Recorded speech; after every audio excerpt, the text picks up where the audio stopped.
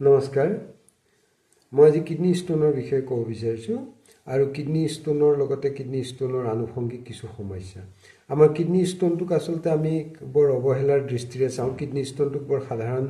সমস্যা বুলি আমি ভাবোঁ কিন্তু কিডনি ষ্টোনটোৰ কাৰণে যে আমাৰ শৰীৰৰ বহুত ভয়ংকৰ বিপদ হ'ব পাৰে সেই কথাটো আচলতে বহুতে গম নাপায় আৰু গম নোপোৱাৰ কাৰণে আচলতে আমি কেতিয়াবা বৰ ভয়ংকৰ বিপদত পৰোঁ এতিয়া কিডনি ষ্টোনৰ সৃষ্টি হয় কেনেকৈ কিডনি ষ্টোন সৃষ্টি হোৱাৰ মূলতে হ'ল কেলছিয়াম অক্সালেট বুলি এক কেমিকেল আছে শৰীৰত সৃষ্টি হয় আৰু এই কেলছিয়াম আৰু অক্সালেটৰ সংমিশ্ৰণত কেলছিয়াম অক্সালেট তৈয়াৰ হয় আমাৰ শৰীৰত কেলছিয়াম থাকে আৰু আমি খোৱা বিভিন্ন খাদ্যৰ পৰা অক্সালেট তৈয়াৰ হয় আৰু এই অক্সালেটটোক কেলছিয়ামে নিয়ন্ত্ৰণ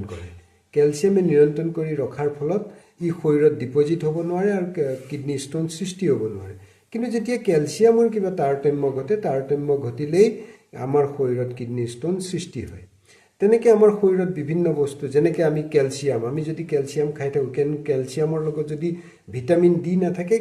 কেলছিয়ামটো শৰীৰে গ্ৰহণ কৰিব নোৱাৰে ঠিক তেনেকৈ আমি যদি আইৰণ খাই থাকোঁ কিন্তু আইৰণৰ লগত যদি ফলিক এচিড নাথাকে সেই আইৰণটো আমাৰ শৰীৰে গ্ৰহণ কৰিব নোৱাৰে ঠিক তেনেকুৱা আচলতে বিভিন্ন কিছুমান কথা আছে যিবিলাক কথা কোনোবাই কাৰোবাক নিয়ন্ত্ৰণ কৰে আৰু কোনোবাই কাৰোবাক শৰীৰত গ্ৰহণ কৰাত সহায় কৰি দিয়ে এতিয়া অক্সালেটটো আমি ক'ৰ পৰা পাওঁ অক্সালেটটো আমি যিবিলাক খাদ্য খাওঁ এই খাদ্যবিলাকৰ মাজৰ পৰা আমি অক্সালেট পাওঁ আৰু এই অক্সালেটটো যেনেকৈ আমি শাক পাচলিত বেছিকৈ পাওঁ ফল মূলত বেছিকৈ পাওঁ তাৰপিছত মাংসত বেছিকৈ পাওঁ আৰু এইবিলাক যিবিলাক কেলছিয়াম অক্সালেট এইবোৰৰ পৰা আহিলে আচলতে ই আমাৰ শৰীৰত কেলছিয়ামে আকৌ সেই অক্সালেটটোক আমাৰ শৌচত উলিয়াই দিয়াৰ কাৰণে সহায় কৰে কাৰণ কেলছিয়ামৰ কাৰণে আমাৰ বডিত ডিপজিট হ'ব নোৱাৰাৰ ফলতে সি আমাৰ শৌচত ওলাই গুচি যায় এতিয়া কথা হ'ল যে আমি এতিয়া কিডনি ষ্টোনটো নোহোৱাকৈ বা আমি কেনেকৈ ইয়াক বাধা দিব কেনেকৈ পাৰিম যে কেলছিয়াম ষ্টোনটো যাতে আমাৰ শৰীৰত কেতিয়াবা কি হয় আমাৰ কেলছিয়ামৰ তাৰতম্যৰ ফলতো কেতিয়াবা এই কেলছিয়াম অক্সালেট শৰীৰত কিবা কাৰণত জমা হৈ ব্লাড ষ্ট্ৰীমলৈ গৈ কিডনি ষ্টোন ফৰ্ম কৰে কিন্তু এই বস্তুটো নহ'বৰ কাৰণে তাৰো কিছু সাধাৰণ আমাৰ কিছু উপায় আছে যেনেকৈ ধৰক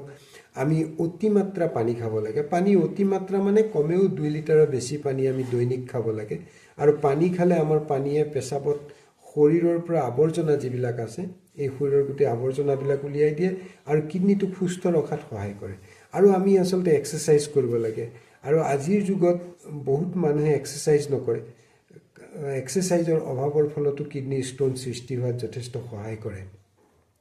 আমি যথেষ্ট পৰিমাণে খোজ কাঢ়িব লাগে খোজ কঢ়াটো ৱাকিং ইজ দ্য বেষ্ট এক্সাৰচাইজ মই মোৰ আগৰ ভিডিঅ'বিলাকতো কৈছোঁ যে আমাৰ শৰীৰটোক আমি সদায় সময় দিব লাগে শৰীৰটোক আমি যেতিয়া সময় দিম শৰীৰটোৱে আমাক আকৌ সময় দিব সেইকাৰণে আমি খোজ কাঢ়িব লাগে একো কৰিব নোৱাৰিলে অন্ততঃ খোজ কাঢ়িব লাগে কমেও 2 কিলোমিটাৰ খোজ কাঢ়িলে আচলতে আমাৰ শৰীৰত যথেষ্ট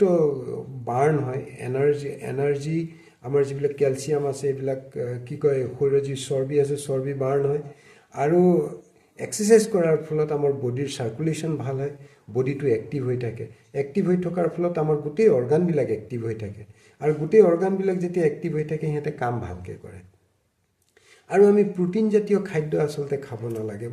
নালাগে বুলি ঠিক নহয় আমি প্ৰটিন জাতীয় খাদ্য আমি যেতিয়া খাওঁ বেছিকৈ কিন্তু সেই অনুপাতে কিন্তু আমি যথেষ্ট পৰিমাণে এক্সাৰচাইজ কৰিব লাগে এক্সাৰচাইজ কৰিলে তেতিয়াহে প্ৰটিনটোৱে আমাৰ শৰীৰৰ ক্ষতিৰ পৰিৱৰ্তে আমাক লাভৱান কৰিব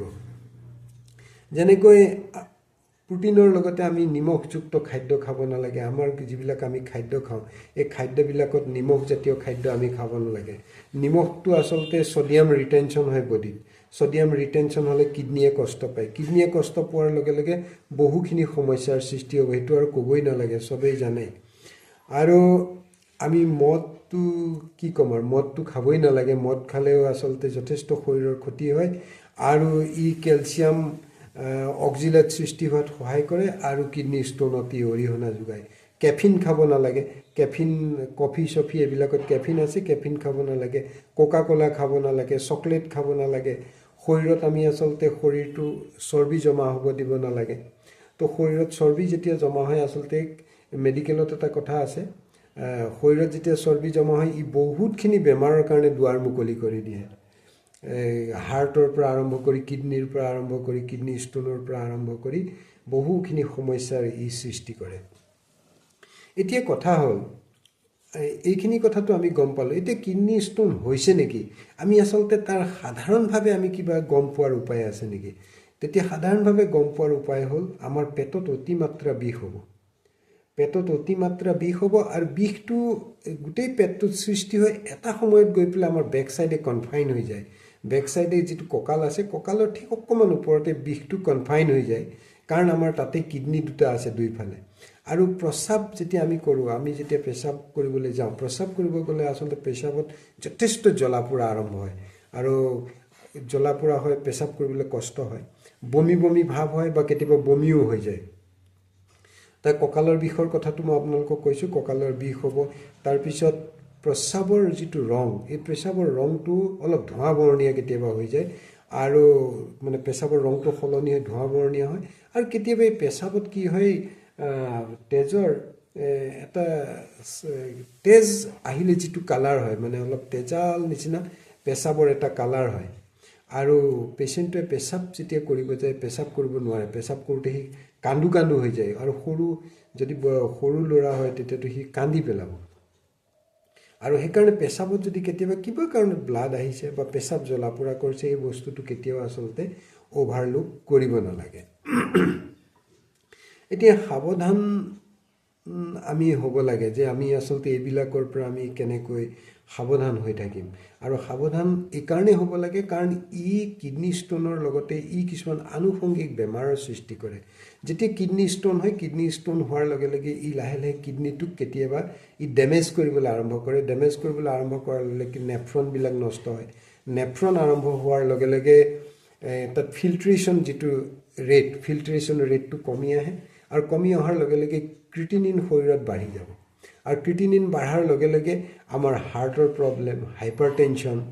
এইবিলাক সমস্যাৰ সৃষ্টি হ'ব। আৰু সমস্যাৰ সৃষ্টি হৈ কেতিয়াবা এনেকুৱা এটা পৰ্যায়লৈ গুচি যায় যে কিডনী ষ্টোনটো, সাধাৰণ এটা কিডনী ষ্টোনৰ কাৰণে গৈ পেলাই তেখেতৰ কিডনী ট্ৰেন্সপ্লেণ্ট কৰিব লগা হয়, মানে বৃক্ক সলনি কৰিব লগা হয়।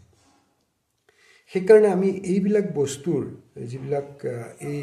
আমি এইবিলাক বস্তু যদি আমি সজাগ হওঁ, তেতিয়া আমি সৰু সৰু কিছুমান সমস্যাৰ, এই সমস্যাবিলাকে যিবিলাক আমাৰ বৃহৎ সমস্যাৰ সৃষ্টি কৰে, এই সমস্যাবিলাকৰ পৰা আমি বাচি থাকিব পাৰোঁ। আৰু এইবিলাক সমস্যাৰ পৰা বাচি থাকিবলৈ আমাৰ ঘৰৰ যিবিলাক চৌপাশ আছে, ঘৰৰ আমাৰ যি বাৰী চুক আছে, এই বাৰী চুকতে আমি বহুত বস্তু আছে যিবিলাক নেকি কিডনী ষ্টোনৰ মহৌষধ।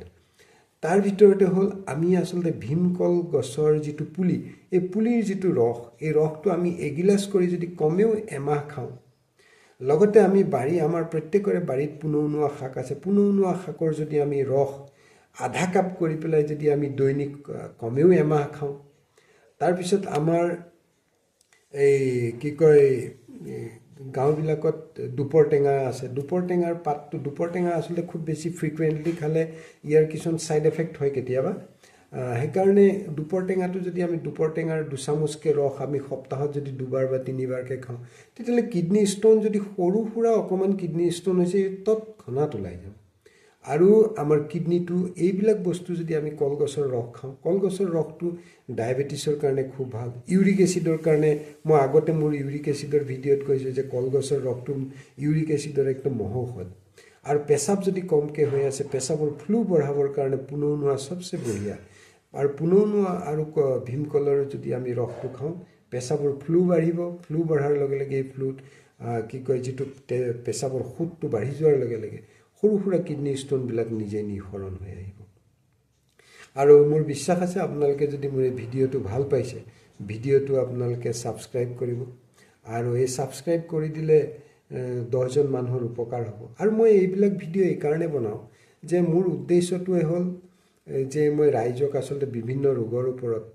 সজাগ কৰা। আমাৰ ৰাইজে বহু কথা নাজানে, সৰু সুৰা কিছুমান কথা নাজানে, যিবিলাক কথাৰ কাৰণে আমি কেতিয়াবা বৃহৎ সমস্যাৰ মুখামুখি হওঁ। সেইকাৰণে এইবিলাক ভিডিঅ' মই সেইটো উদ্দেশ্যতে বনাওঁ যাতে ৰাইজ সজাগ হয়। আৰু কোনোবাই যদি কিবা সুধিবলগীয়া থাকে মোক ফোন কৰিব পাৰে বা মোক কমেণ্ট বক্সত কমেণ্ট কৰিলে মই তাৰ উত্তৰ দিম। ধন্যবাদ, সকলো কুশল।